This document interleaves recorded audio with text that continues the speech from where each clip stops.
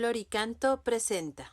Ven Espíritu Divino, Manda tu luz desde el cielo, Padre amoroso del pobre, don en tus dones espléndido, luz que penetra las almas. fuente del mayor consuelo, Ven, dulce huésped del alma, descanso de nuestro esfuerzo, tregua en el duro trabajo, brisa en las horas de fuego, gozo que enjuga las lágrimas. y reconforta en los duelos. Entra hasta el fondo del alma, Divina luz y enriquécenos, mira el vacío del hombre, si tú le faltas por dentro, mira el poder del pecado, cuando no envías tu aliento.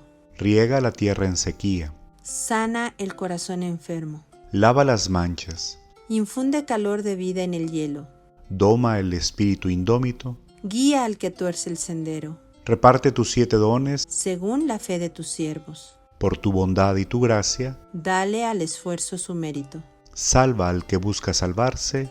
y danos tu gozo eterno. Amén. ¿Cómo estás, maestra Olguita? Muy bien, maestra. Qué gusto me da. Gracias a todos los que nos hacen el honor y el favor de seguir con nosotros en esta comunidad digital de oración con las Sagradas Escrituras en esta Lección Divina. Pues seguimos avanzando en el tiempo litúrgico que pues ahorita estamos en Cuaresma. Y vamos a tomar ya las lecturas del segundo domingo de Cuaresma, que es este próximo domingo. Así que, ¿qué te parece que nos vamos al primer paso, que es? La lectura. Y bueno, pues toca, seguimos con San Marcos, ahora el capítulo 9, los versículos del 2 al 10. Correcto. Adelante, por favor. 6 días después, Jesús tomó aparte a Pedro, a Santiago y a Juan, y subió con ellos a un monte alto. Se transfiguró delante de ellos, y su ropa se volvió reluciente, tan blanca como nadie en el mundo sería capaz de blanquearla. Y se les aparecieron Elías y Moisés, que conversaban con Jesús. Pedro, dirigiéndose a Jesús, le dijo: Maestro, qué bien estamos aquí. Hagamos 3 chozas, una para ti, otra para Moisés y otra para Elías. Pero no sabía lo que decía, ya que estaban atemorizados. En esto, una nube los cubrió con una sombra y una voz salió de ella: Este es mi Hijo amado, escúchenlo.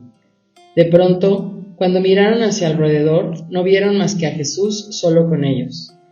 Mientras bajaban del monte, Él les encargó que no relataran a nadie lo que habían visto hasta que el Hijo del Hombre resucitara de entre los muertos.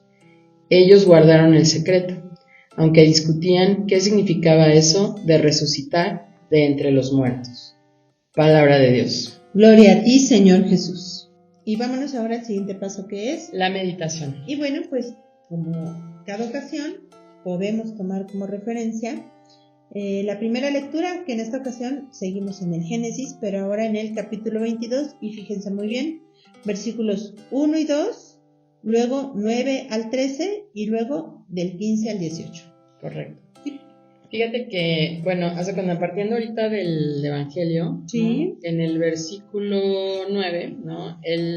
Es cuando Jesús, ya lo escuchamos, pero es cuando Jesús les dice que por favor no le digan a nadie. Claro. Hasta que, y lo voy a leer textual, hasta que el Hijo del Hombre resucitara de entre los muertos. ¿Te das cuenta, no? Entonces, creo yo, ¿no? Que lo que hay que nosotros pensar es que para que se dé esa resurrección, tiene que haber la cruz. Claro, la pasión. Y la pasión y la muerte, propiamente hablando, ¿no? Entonces, desde ahí, diríamos nosotros, para nosotros es como quien dice el fundamento de nuestra fe, ¿no? 100%. Esa pasión, muerte y resurrección. Y entonces desde ahí nos escogieron para este domingo 2 textos muy bonitos, ¿no? Y empezamos con el de la primera lectura, que es el momento en el que Dios le pide a Abraham el sacrificio de su hijo, ¿no? Sí. Y entonces, como en ese sentido, pues Abraham, yo siempre he pensado que la noche de ese día, sí, por Dios, ha de haber sido pues casi la noche oscura de Abraham, suplicio, ¿no? Claro. ¿No? Y en ese sentido, entonces, haz de cuenta que tú tener que llevarlo, no tener que atarlo, ¿no? Realmente también cómo se sentiría Isaac, ¿no? No sé si podría entender, no entender, ¿no? Si habría alguna resistencia, ¿no? O sea, como claro, que no lo no, el texto en ese sentido No lo dice, no es... ni siquiera no lo dice, vislumbra. No lo vislumbra, o sea, es como nada más la narración del acto, pero no te cuentan en ese sentido lo emotivo del Claro. asunto, ¿no? Los Sí, sí, sí. sentimientos, la sensación. Y entonces desde ahí, o sea, lo que nosotros hay que ver que, digamos nosotros naturalmente al hombre, ¿no? Pues le estruja el corazón el hecho de tener que sacrificar a un Claro. hijo, ¿no? Entonces desde ahí, ¿no? Viene el asombro, ¿no? Lo vamos a leer en la segunda lectura, ¿no? De que Dios haya sacrificado A su hijo, haz de cuenta, ¿no? Sí, sí. Entonces, en ese sentido, haz de cuenta, pues es este segundo domingo de Cuaresma, ¿no? Que en ese sentido es como transportarnos a entender que vamos camino hacia la resurrección, hacia la celebración de la resurrección de la Pascua, ¿no? Pero antes sí tiene que haber una pasión Y una cruz. y una cruz, ¿no? Claro. Entonces, claro.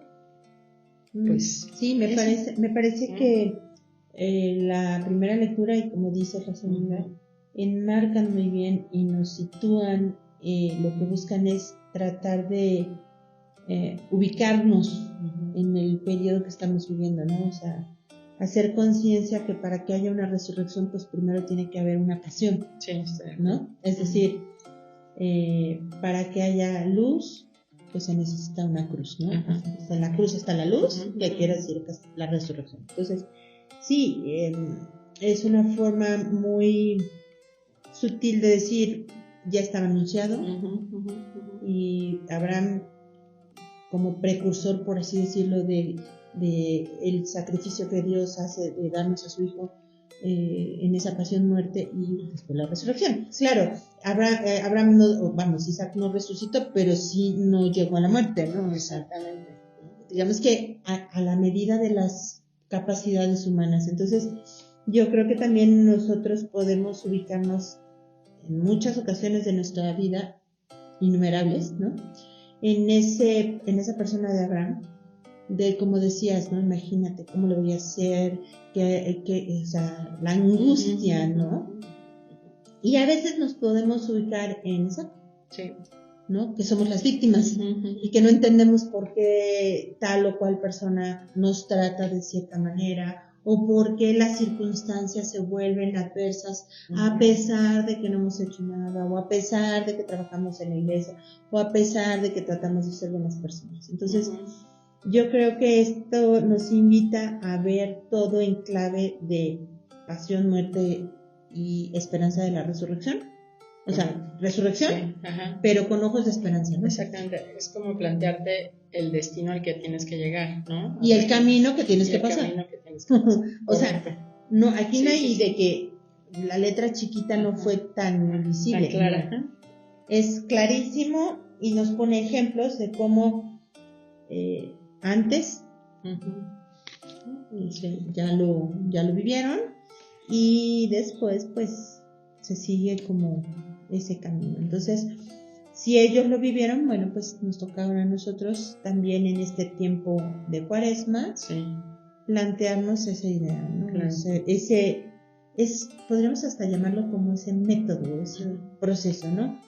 Pasión, muerte, resurrección. ¿Cómo lo aplicas en nosotros mismos? Bueno, pues pasión, muerte, porque es el momento culmen, así cuando ya dices, es que esto no va a tener remedio, y resurrección cuando se soluciona, ya sea con algo que nos agrada o con algo que no nos agrada, porque a veces pasa eso, pero que se ve la mano de Dios, porque puedes seguir adelante, ¿no? Correcto. Entonces, bueno, ¿qué te parece que nos quedamos meditando esto y nos vamos al siguiente paso, que es la oración? Y bueno, en esta ocasión el salmo es el Salmo 115 y dice así: siempre confiaré en el Señor, siempre confiaré en el Señor. Aún abrumado de desgracias, siempre confía en Dios. A los ojos del Señor es muy penoso que mueran sus amigos. De la muerte, Señor, me has librado, a mí, tu esclavo e hijo de tu esclava. Te ofreceré con gratitud un sacrificio e invocaré tu nombre. Cumpliré mis promesas al Señor ante todo su pueblo, en medio de su templo santo que está en Jerusalén. Siempre confiaré en el Señor. En esta ocasión le doy gracias a Dios por esta oportunidad de vivir este tiempo fuerte y le pido al Señor que me ayude a confiar siempre en Él, que cuando me invada la duda en este tiempo, sepa que al final del camino está Él esperando. Amén. Amén. Gracias, Señor, porque me das la oportunidad de seguir avanzando en este tiempo de Cuaresma, que no es fácil, que sé que tiene pues esas luces, pero también sobre todo esas oscuridades, ese desierto. Te pido que me ayudes a caminar por este camino de penitencia y de conversión, y que me ayudes sobre todo a confiar en que tú sabes por dónde me llevas y que darás frutos abundantes, los que tú quieras, de este proceso de Cuaresma. Amén. Amén. Y vámonos ahora al siguiente paso, que es la contemplación. Y bueno, podemos echar mano de la segunda lectura, que en esta ocasión está tomada de la Carta a los Romanos, en el capítulo 8, los versículos del 31 al 34. Correcto, ¿no? Entonces, sí. Precisamente en esta idea de lo que nos dijo ahorita el Salmo, en la cuestión de la confianza, ¿no? Hace cuenta que Pablo pues está hablando de la confianza en Dios también. Y entonces me voy a quedar, quizás coincidamos, maestra, pero me voy a quedar con el versículo 31. Claro. Y diría yo que yo me quedaría con el versículo 31 y 32 realmente, porque me quedaría con la pregunta, ¿quién estará contra nosotros? Entonces es como decir, ¿cómo puedo yo entender que realmente Dios está conmigo, con nosotros? Pues porque no, en el texto aquí dice él que no tuvo miramientos con su propio hijo, ¿no? Hay algunos textos que dicen que no sé, ni siquiera, o sea, dio a su hijo, ¿no? Sí. O sea, no se guardó nada, No. ¿no? Entonces, pues eso, ¿no? O sea, ¿quién estará contra nosotros si Dios está con nosotros? Claro, sí, coincido totalmente, ¿no?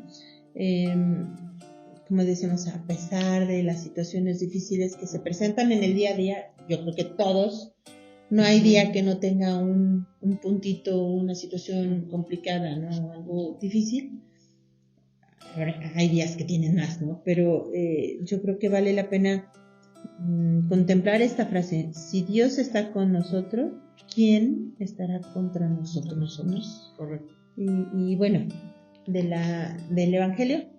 Del Evangelio, a mí en lo personal siempre me ha gustado, pero como que hoy le estoy agarrando un gusto mayor al versículo 7, ¿no? De cuando viene la voz del cielo, la voz de Dios. Claro.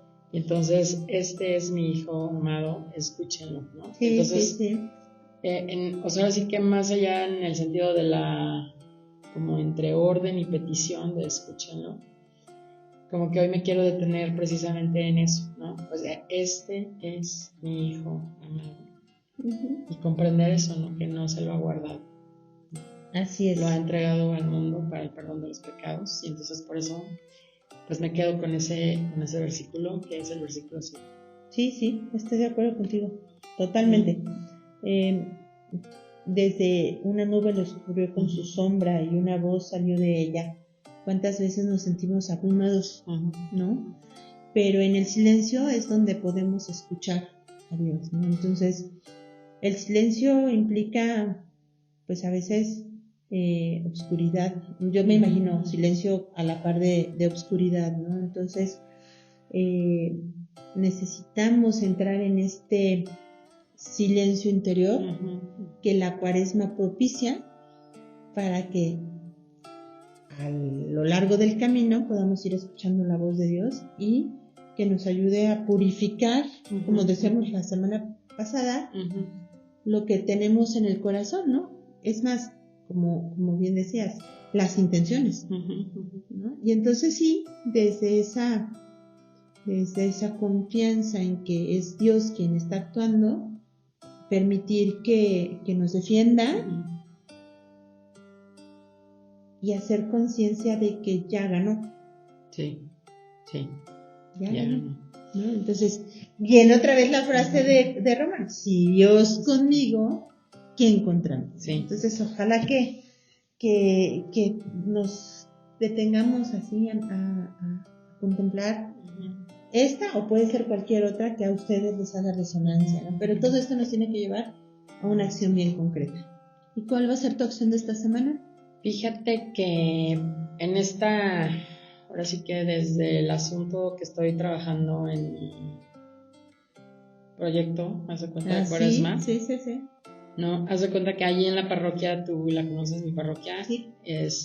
Pues hay un crucifijo Hermoso. que en lo personal me gusta mucho. Sí, hermosísimo. ¿No? Entonces, haz de cuenta que es como esta semana quisiera yo ir, ¿no? A contemplar el crucifijo, pero con esta frase del Evangelio, ¿no? Este es mi hijo amado, ¿no? Escuchen. Haz de cuenta, ¿no? Sí. Entonces estar así como, pues ahí, ¿no? Recogida, como dices tú, en ese silencio y en esa, pues en ese, luego no, yo creo que no es la palabra correcta, pero es como en ese contemplar, meditar, verdaderamente lo que Dios nos ama. Claro, es que yo recuerdo que el santo cura de Ars, ¿no? Decía que la verdadera oración no necesita de palabras, es irse a sentar y decir, él me mira, yo lo miro y ya, o sea, así. Entonces ojalá que esto nos ayude también a hacerlo tangible, ¿no? Esta acción me gusta muchísimo. Yo, de manera particular, voy a repetir muchas veces a lo largo del día: si Dios conmigo, ¿quién contra mí? Si Dios conmigo, ¿quién contra mí? En esa conciencia de permitirle a Dios defenderme, de permitirle a Dios purificarme, o sea, hacerlo consciente, porque a veces nos volvemos autosuficientes. Sí. Y pensamos que todo depende de nosotros, ¿no? Pero es una forma también de purificar mi sentir y mi voluntad de decir lo que tú quieras, Señor. Sí. Pero con la confianza de, si Dios conmigo, ¿quién contra mí? Sí. ¿Quién contra nosotros? Así es. Pues muy bien, maestra, qué bueno que hemos avanzado. Gracias a todos los que nos hacen el favor de acompañarnos en esta comunidad de oración con las Sagradas Escrituras. Y bueno, pues ojalá que este camino de Cuaresma sea tan fructífero como lo estamos imaginando.